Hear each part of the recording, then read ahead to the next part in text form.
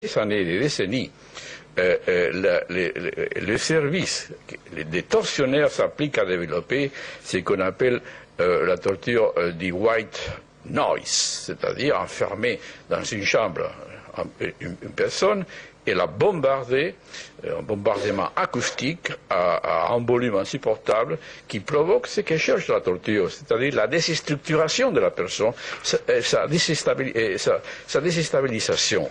C'est irrésistible, ce bruit-là. Alors nous voyons ici peut-être les premiers, en tout cas à ma connaissance, expériments de black noise, de torture, de bombardements acoustiques à une population dans une ville entière. Les tortionnaires probablement sont en train de suivre les réactions et de mesurer les effets de cette torture comme ils font d'habitude. Et ça, bien entendu, c'est absolument contraire à la Convention de Genève, la Convention internationale contre la torture, contre le sens même de l'humanité. Il faut donc que cela s'arrête. Et le général viendra ou ne viendra pas, il a le droit de nommer un défenseur. S'il ne le fait pas, la Cour espagnole lui nommera un défenseur d'office, donc il aura toutes les garanties pour défendre son cas. Et si jamais il ne venait pas, il n'exerçait pas les droits de la défense, et les lois internationales prévoient bien entendu des actions ultérieures, et comme celle d'un mandat d'arrêt international qui est effectif. C'est pour des gens qui ont le sens du commandement et le sentiment de la puissance, ne pas voyager librement dans le monde, c'est quelque chose qui les touche et qui a des effets. Car c'est le commandement. Ces forces-là qui étaient présentes, qui participaient dans l'attaque, sont soumises à une discipline, comme je disais tout à l'heure, et en droit, et surtout dans la matière qui nous occupe, c'est le principe du commandement qui commande, si on peut le répéter.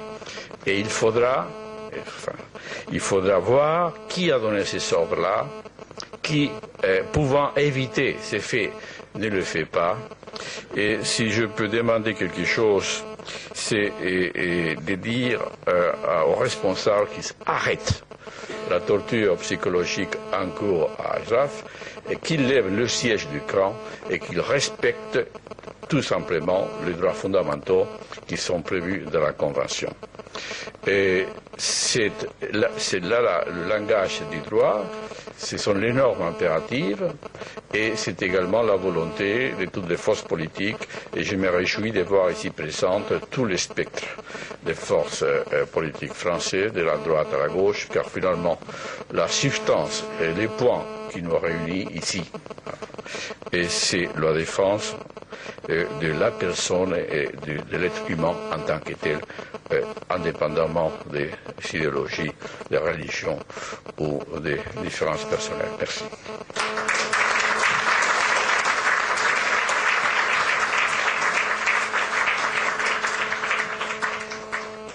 Merci. Pour ceux qui sont arrivés après, notamment Marisa, la justice espagnole, en vertu de la compétence internationale, sur plainte d'un Iranien habitant en Espagne, a saisi un juge d'instruction qui a ouvert une instruction sur l'assaut du camp d'Ashraf au mois de juillet, qui avait fait 11 morts, plusieurs blessés, et a convoqué le principal responsable, un général irakien. Il viendra ou il ne viendra pas, en tout cas, le magistrat l'a dit très clairement, un mandat international sera lancé, ce mandat est effectif. Vous vous rappelez, c'est comme ça que le général Pinochet est mort, voilà. Et donc ça veut dire que ces gens-là ne pourront plus sortir de leurs frontières, tout au moins dans des pays qui appliqueront le droit international. Voilà. Donc je pense qu'il faut remercier la justice. Voilà.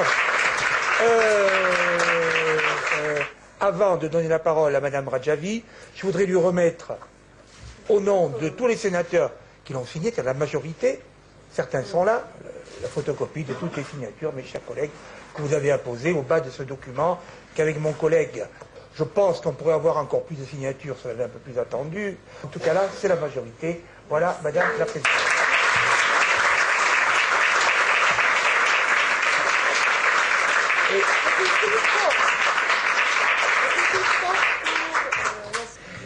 Monsieur le Président, Mesdames et Messieurs les sénateurs, Mesdames et Messieurs, chers amis, je suis très heureuse de me trouver parmi vous.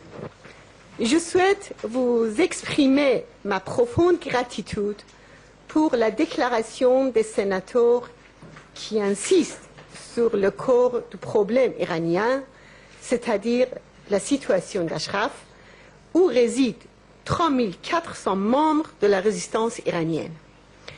Ashraf est le symbole de la persévérance et de la ténacité pour la liberté, une source d'inspiration pour le peuple iranien. Le rôle des résistants d'Ashraf est le même que celui des résistants français sous l'occupation. Le régime des Mollahs connaît parfaitement ce rôle déterminant. C'est pourquoi il se focalise sur Ashraf pour détruire toute forme de résistance.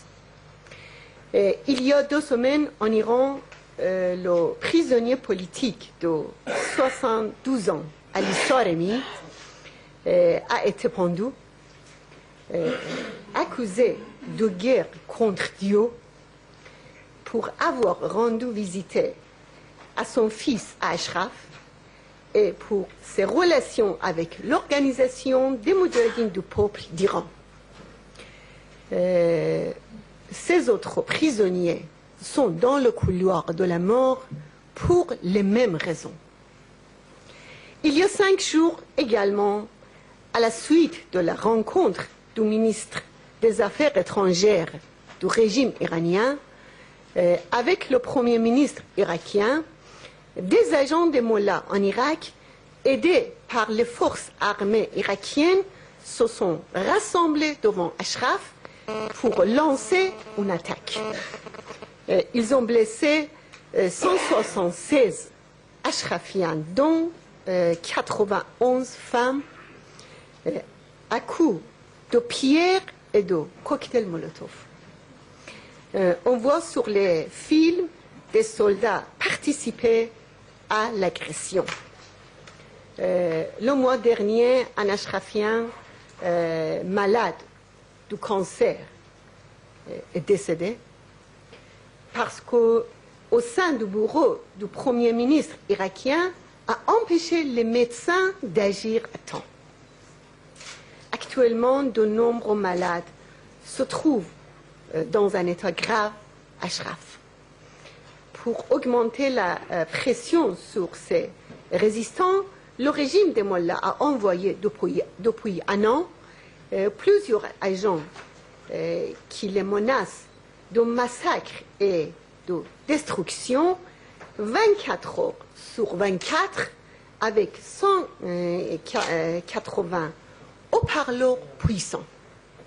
Il s'agit d'une torture psychologique permanente sur laquelle la communauté internationale ne doit pas garder le silence. La semaine dernière, la justice espagnole a déclaré que les crimes commis contre Ashraf sont des violations des conventions de Genève. Elle a ouvert une enquête pour crimes contre la communauté internationale. Dans un premier temps, le tribunal a convoqué le commandant de l'offensive contre Ashraf, qui avait fait 11 morts et des centaines de blessés en juillet 2009. Maître Garcet, qui défend la cause des Ashrafiens et qui a rendu de grandes